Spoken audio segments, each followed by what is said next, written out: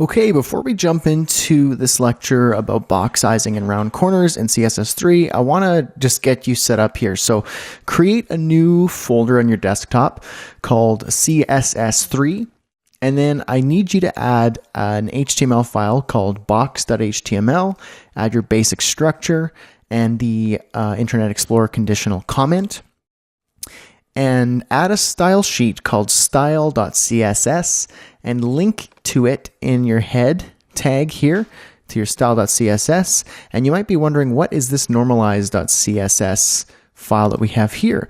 Well, if you can recall, before we used to do a simple CSS reset that looked something like this. And we would just have something like margin 0, padding 0, so on and so forth. But that's a little too simple because there are a lot of elements and a lot of things that would be nice to kind of reset so that everything's consistent in all the browsers, because every browser treats CSS a little differently. And so there's something called normalize.css. And normalize.css is basically a modern HTML5 ready alternative to CSS resets. So basically it makes all the browsers render the elements more consistently and in line with modern standards.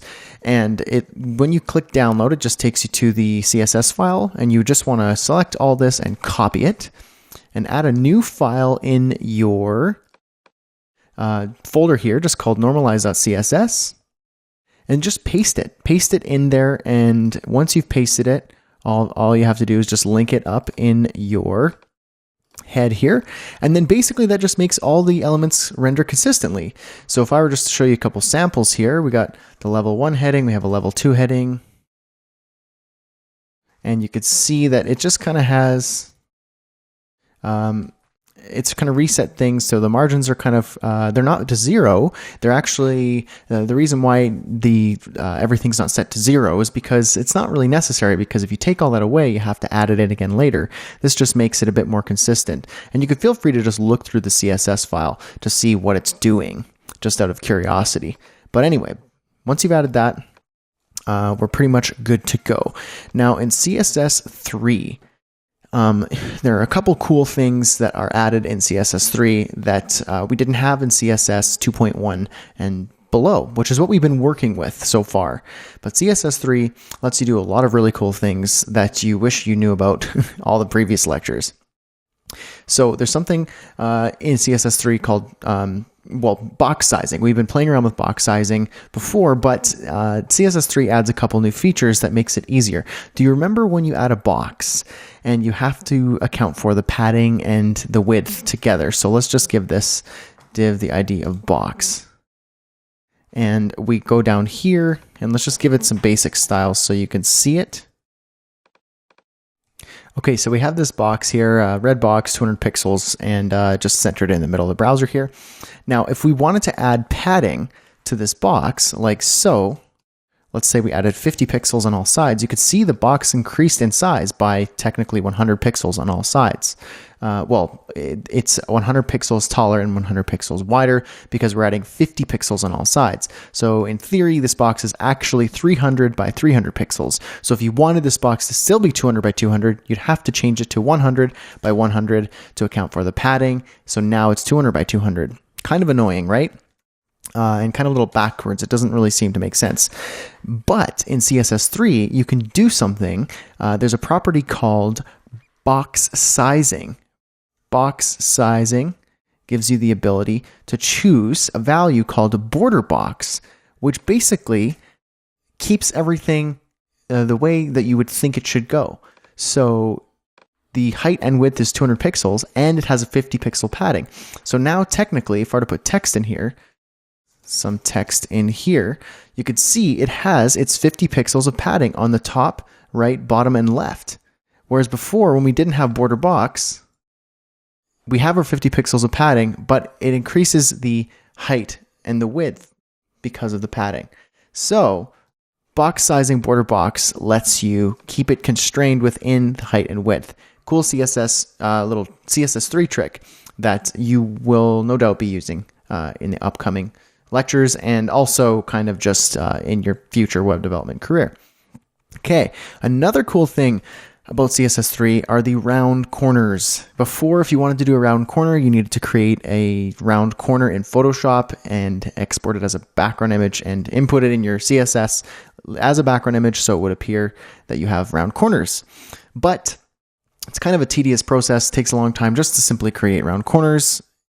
But in CSS3, you don't have to worry about that because all you have to do is say border radius, and then you could just decide the radius of the border. So let's say 100 pixels. Well, see, now we created a circle because all of the corners have 100 pixels of border radius. Let's do something more subtle, like 10 pixels. Now we have 10 pixels of border radius on all sides.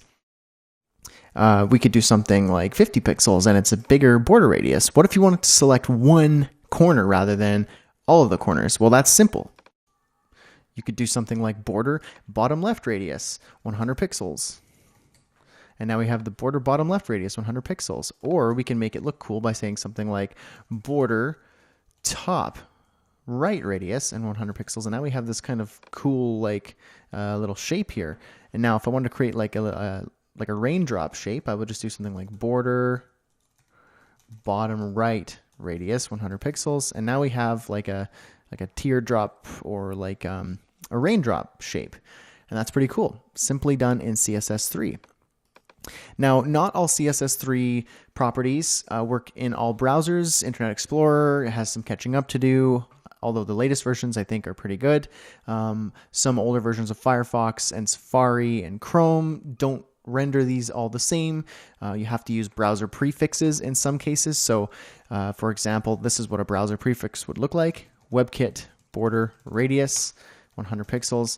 That would give you, as you saw there, the radius. I'll remove these just as kind of proof. WebKit border radius, because Chrome is a WebKit browser, it renders this properly. So Chrome, the latest version, does work with just the standard border radius property, but as a fallback, you should use the border or the browser prefixes, which look like this: Moz border radius.